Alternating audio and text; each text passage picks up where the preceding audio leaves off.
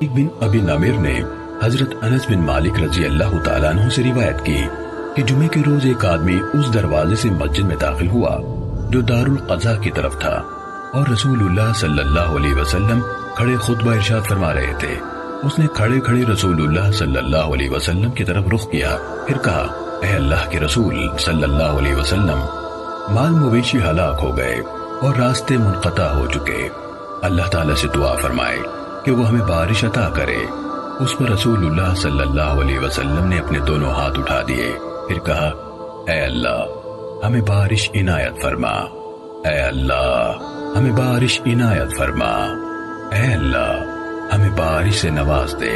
حضرت انس رضی اللہ تعالیٰ عنہ نے کہا، اللہ کی قسم، ہم آسمان میں نہ کوئی گھٹا دیکھ رہے تھے اور نہ کوئی بادل کا ٹکڑا، ہمارے اور سل پہاڑ کے درمیان کوئی گھر تھا نہ محلہ۔ پھر اس کے پیچھے سے ڈھال جیسی چھوٹی سی بدلی اٹھی، جب وہ آسمان کے وسط میں پہنچی تو پھیل گئی، پھر وہ برسی۔ اللہ کی قسم، ہم نے ہفتے بھر سورج نہ دیکھا۔ پھر اگلے جمعے اسی دروازے سے ایک آدمی داخل ہوا، رسول اللہ صلی اللہ علیہ وسلم کھڑے خطبہ ارشاد فرما رہے تھے۔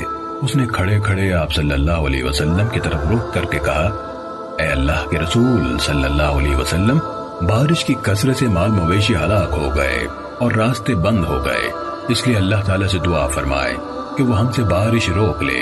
اس پر رسول اللہ صلی اللہ علیہ وسلم نے دونوں ہاتھ اٹھا دیے، پھر فرمایا، اے اللہ ہمارے ارد گرد بارش برسا، ہم پر نہیں۔ اے اللہ پہاڑیوں پر، ٹیلوں پر، وادیوں کے اندر، ندیوں میں اور درخت اگنے کے مقامات پر برسا۔ کہا، فوراً بادل چھٹ گئے اور ہم مسجد سے نکلے تو دھوپ میں چل رہے تھے۔ شریک نے کہا، میں نے حضرت انس رضی اللہ تعالیٰ عنہ سے پوچھا، کیا وہ پہلے والا آدمی تھا؟ انہوں نے جواب دیا، میں نہیں جانتا۔ صحیح مسلم حدیث نمبر 2078۔